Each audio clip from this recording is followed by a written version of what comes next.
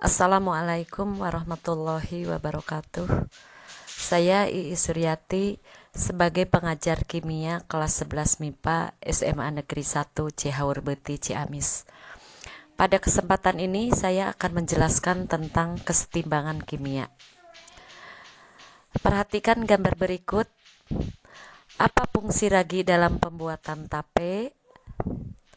Apa hubungan ragi terhadap kesetimbangan reaksi? Setelah belajar reaksi kesetimbangan, maka akan bisa menjawab pertanyaan tersebut. Yang pertama, pengertian kesetimbangan reaksi adalah perhatikan reaksi berikut, yaitu reaksi pembentukan gas NH3. N2 gas bereaksi dengan 3H2 gas menghasilkan 2NH3 gas. Pada awal reaksi, konsentrasi pereaksi yaitu konsentrasi N2 dan H2 berkurang, sedangkan hasil reaksi yaitu NH3 konsentrasinya akan bertambah. Reaksi sebaliknya adalah reaksi penguraian gas NH3, yaitu 2NH3 terurai menjadi N2 dan 3H2. Pada awal reaksi, konsentrasi NH3 berkurang, sedangkan konsentrasi N2 dan H2 bertambah.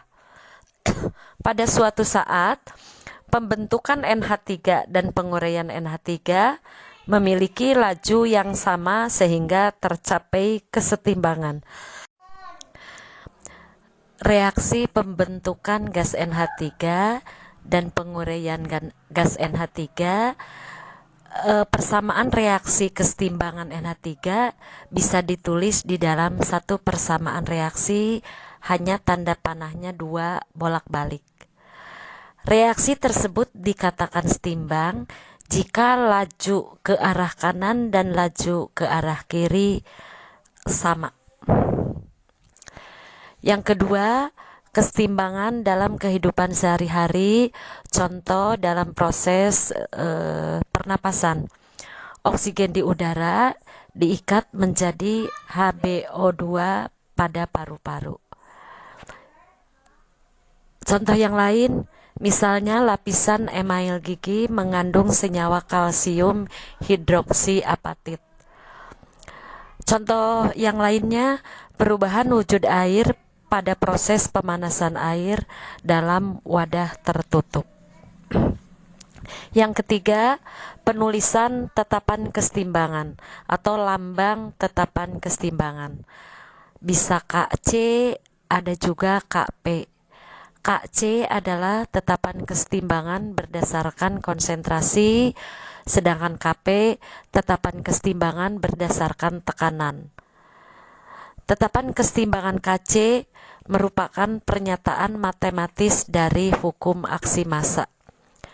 Menurut hukum aksi massa, reaksi kimia pada suhu tertentu, perbandingan hasil kali konsentrasi zat-zat di ruas kanan dengan hasil kali konsentrasi zat-zat di ruas kiri yang masing-masing dipangkatkan dengan koefisien reaksinya akan menghasilkan suatu bilangan yang tetap atau konstan.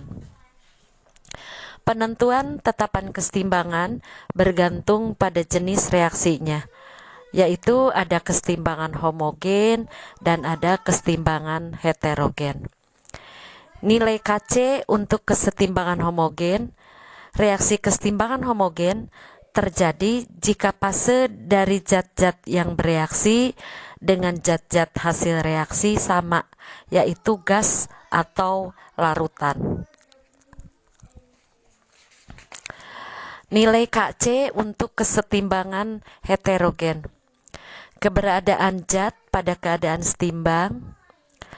Jika terdapat fase gas dan fase padat, penentuan KC yang ditulisnya fase tertentu, perbandingan hasil kali konsentrasi zat-zat di ruas kanan dengan hasil kali konsentrasi zat-zat di ruas kiri yang masing-masing dipangkatkan dengan koefisien reaksinya akan menghasilkan suatu bilangan yang tetap atau konstan.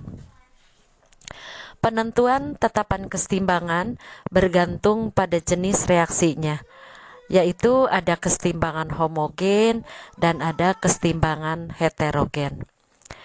Nilai Kc untuk kesetimbangan homogen.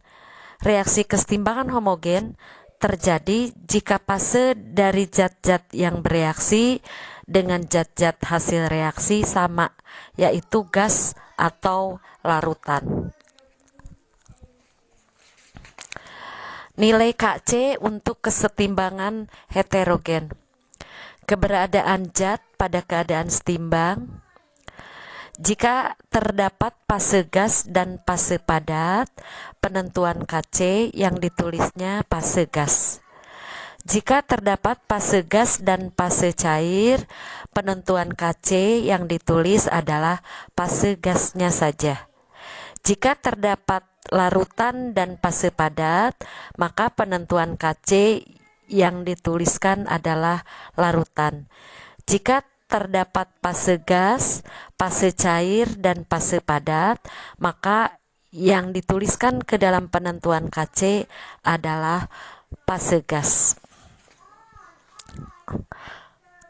Sekian yang bisa saya sampaikan, mudah-mudahan bermanfaat. Wabillahi taufiq wal hidayah. Wassalamualaikum warahmatullahi wabarakatuh.